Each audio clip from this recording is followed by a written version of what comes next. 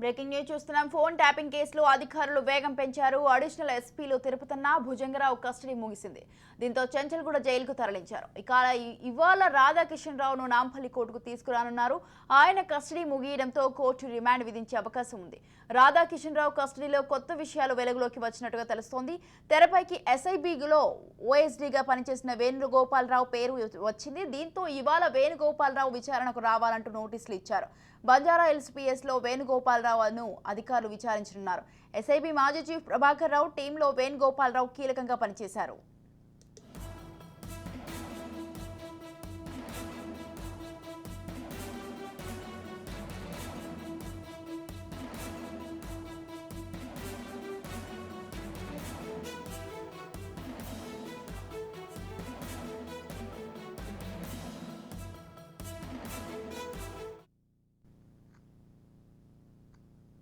Right, ఈ విషయంపై పూర్తి సమాచారాన్ని అందించడానికి మా crime bureau chief Inna Reddy phone లైన్లో ఉన్నారు. ఇన్నారెడ్డి, చెప్పండి.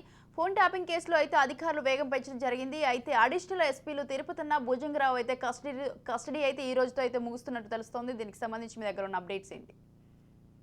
స్వాతి, మనం చూస్తున్నాం ప్రధానమంగా కనిపిస్తే ఫోన్ ట్యాపింగ్ కేసులో దర్యాప్తును వేగవంతమైన నేపథ్యం చూస్తా ఉన్నాం. ఎప్పుడైతే ప్రణీత్రావు ఇచ్చిన సమాచారం మేరకు ఎప్పుడైతే అడిషనల్ ఎస్పీలు తిరుపతన్న భుజంగరావుని కస్టడీ తీసుకోవటం, తర్వాత రాధాకృష్ణరావు కస్టడీ, ఈ ముగ్గురు కస్టడీలో చాలా కీలకమైన అంశాలు బయటకు వచ్చి చూస్తా ఉంది.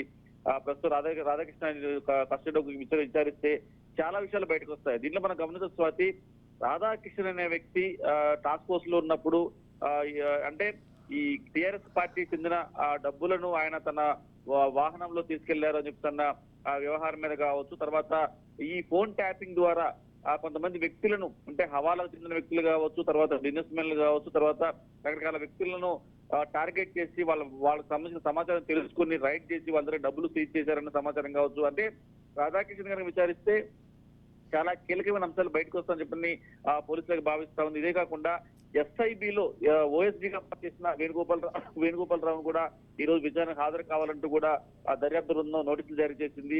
ఈ రోజు బంజారాహిల్స్ పోలీస్ స్టేషన్ లో వేణుగోపాలరావును విచారిస్తారు.